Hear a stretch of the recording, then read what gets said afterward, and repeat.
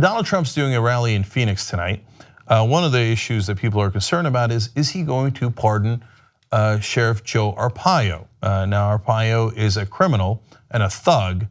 He's been convicted. He's appealing his conviction now. But apparently Trump doesn't believe in the rule of law. So if you're a criminal but you're his political ally, he's seriously considering pardoning you. And so there's a lot of drama around that. Let me fill you in on some of it. First of all, we go to The Hill. They report the president has mused publicly about pardoning Joe Arpaio, the controversial former sheriff of Maricopa County, Arizona, and an early Trump supporter who was found guilty in a Justice Department investigation of racially profiling Latinos. Arpaio was found guilty of contempt of court after he continued the practices. So it doesn't get any clearer than this. A judge said, you are not allowed to do that. You are breaking the law. And since you're the sheriff, it's even worse because you're supposed to be upholding the law, instead you're breaking it. And he's like, oh yeah, I'll break it again. I don't care about your stinking laws. What am I, a sheriff? Yes, that's actually what you were. So they found him in contempt of court and he is guilty. But Donald Trump nonetheless has said, quote, I am seriously considering a pardon for Sheriff Arpaio. He has done a lot in the fight against illegal immigration. He's a great American patriot, and I hate to see what has happened to him. So Trump says if you protest him at one of his rallies, which is something they're very concerned about in Phoenix tonight, he says, oh, take him out on a stretcher. I remember the good old days when we would do that. He encourages people to commit acts of violence in the crowd, and he says, I'll pay your legal bills. And then pretends to be for the rule of law, but when you have a lawbreaker and one that's been adjudicated as such, he goes, oh, that rule breaker, I love that guy. Rule of law, I was just kidding, that doesn't apply to my friends. Wait till you see their financial crimes. All right, Representative Ruben Gallego, who's a United States representative from Arizona, said Arpaio, quote, shouldn't be let off the hook for his crimes just so Trump can win, quote, some bonus points with his most racist supporters. And that is exactly right. And it's not surprising that after Charlottesville, Donald Trump now is holding a political rally in Phoenix, which is already insensitive enough. I mean, if Obama, within a week of an incredibly divisive moment like that, and after he'd said outrageous things about it, decided to hold a cheerleading rally for himself, imagine what conservatives would have said about it. But on top of that, he's going to sprinkle a little bit of racism in here by Arpaio was found guilty of discriminating against Latinos. And Trump's going, bravo, bravo, way to hate on those Latinos. That's my kind of guy. Even though he's guilty, I'm thinking of pardoning him. See, gee, I wonder if that'll add to the division in Phoenix and in Arizona and in the whole country. He doesn't care. In fact, let me go further and amend that statement. He does care. He wants the division. He thrives on that division. He thinks that's how he won the election.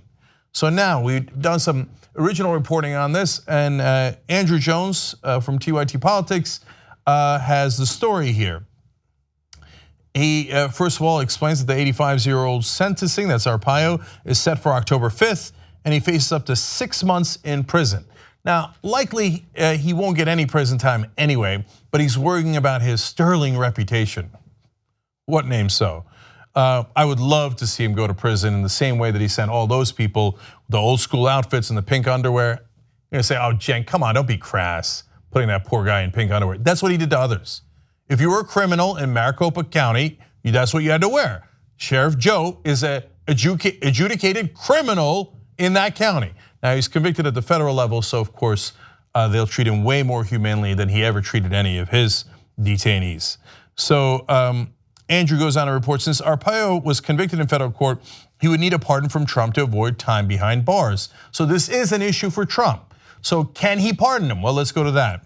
In order to request a pardon officially, a convict must have spent 5 years in jail after the date of his or her sentencing before filing for clemency, according to Department of Justice pardon guidelines.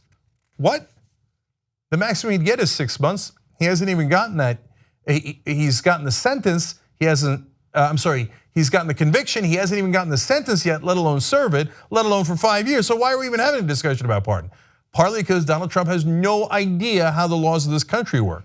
If he just asked one person at the White House, he would have found out what Andrew Jones found out, and we would be done with this conversation. But that's not nearly all. Look at all these requirements for pardons, none of which Sheriff Joe has met.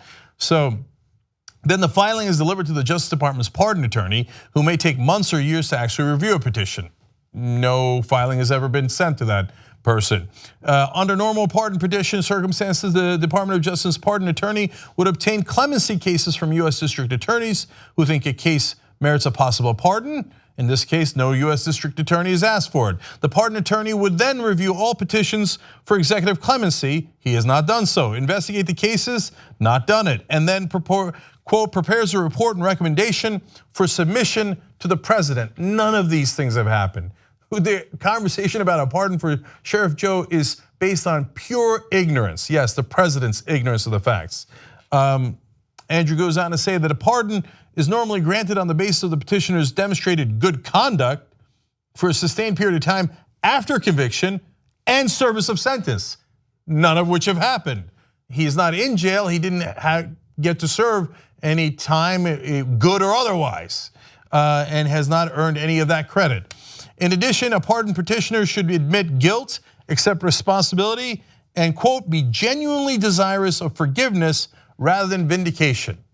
Well, Sheriff Joe Arpaio does not admit guilt. In fact, he's in the middle of an appeal now. This is preposterous. I've never seen a case that did not merit a pardon more than this. Partly because we can't even get to that question. There's 1,000 things that have to happen beforehand. You can't just pardon someone with a tweet. So one last set of pardon requirements. That is why it's so hard to pardon people. Do you know that Obama left 10,000 petitions for pardons on his desk when he left? Which I think is actually outrageous.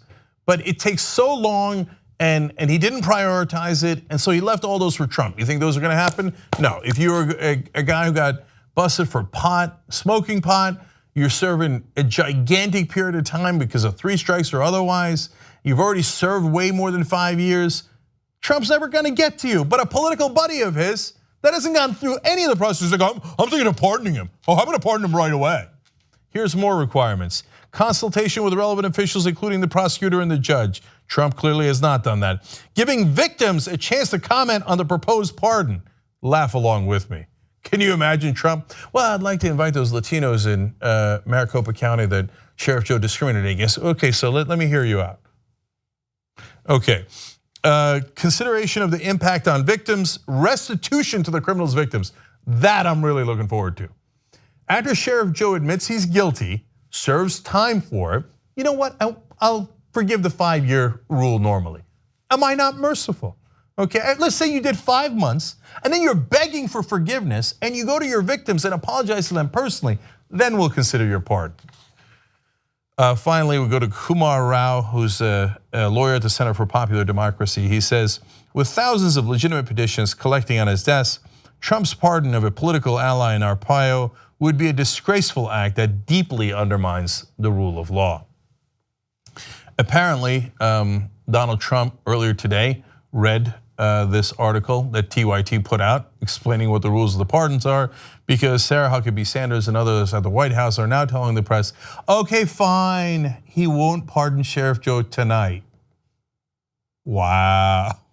In other words, it might be a mess in Phoenix and it might really set people on edge and create emotions and be a dangerous situation if he pardons them tonight at the rally. But they specifically said he's not going to be pardoning him for today. So he's still very much considering it and has said publicly that he wants to do it without putting 1 second of thought into how a pardon actually works. You said that before, okay. Oh, you said it right there. Saying it publicly, that's all that this is about. Remember the LGBT ban on the military? Remember the investigation into President Obama wiretapping him during the campaign and since he's been in office and all whatever else he's made up? This is another instance of, hey, let me throw some more red meat out there. I'll just say it after people keep talking about it, because the next thing I say the next 3 days is gonna take over that news cycle. People are gonna forget that last thing I just said, and all it did was galvanize this random support for stupidity amongst his base of supporters, who I think the numbers was 55% said no matter what he does, 60%, no matter what he does, they will never change their mind on what President Trump will do. Because it's things like this. In their brains, oh, he's totally gonna pardon Joe Arpaio. After it doesn't happen, they don't care. They're not thinking about Joe Arpaio. They're thinking about a way for him to have some kind of a gotcha to the establishment. And then the LGBT ban. They haven't thought about it since. They don't actually care. It's the moment of, yeah, he's a badass, do whatever he wants, rebel, sticking it to the man, and he's the man. By the way, people keep forgetting. He is establishment. So it galvanizes these people to have their stupid support of him and put out Twitter memes or Facebook memes about how much they love him when they know he's not actually doing anything. There's no backup to any of this. Yeah, I like the idea that 60% of them are like, no matter what he does, I'm gonna support Donald Trump. What if he comes in your wife? Like, oh, no, that's fine, I'm a cuck, I'm a beta. I know it'll be a catastrophe, but I'll deal with it. You know, he did that in the campaign. I don't know if you remember, some guy had dressed up like him, and then he called him up on stage. He's like, oh, this is funny, I like it. Oh, I like your wife though, she looks hot. And the cucks are like, oh yes, dear leader, of course, anything you want, dear leader. Okay, and Jared's exactly right. You know, when he did that transgender military ban, and it was on Twitter, they asked the head of the Joint Chiefs of Staff the next day, and he's like, there is no such order. You can't order a change at the Pentagon through a tweet. You have to go through a process. We haven't gone through that process. This thing doesn't exist. Trump didn't even ask for us to start that process. So no, they're not banned right now. Do you know that? To Jared's point, did you know that the transgender folks in America are not banned from the military? It was just a stupid tweet. They never applied it. Now they might later, but they haven't yet.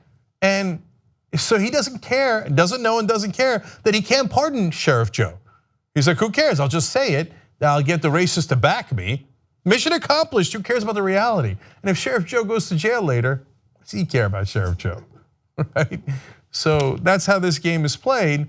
And if you're one of those cucks who likes this game, okay, but be careful what you wish for. You might be coming to your house next. Help us build independent media together. TYTnetwork.com/join.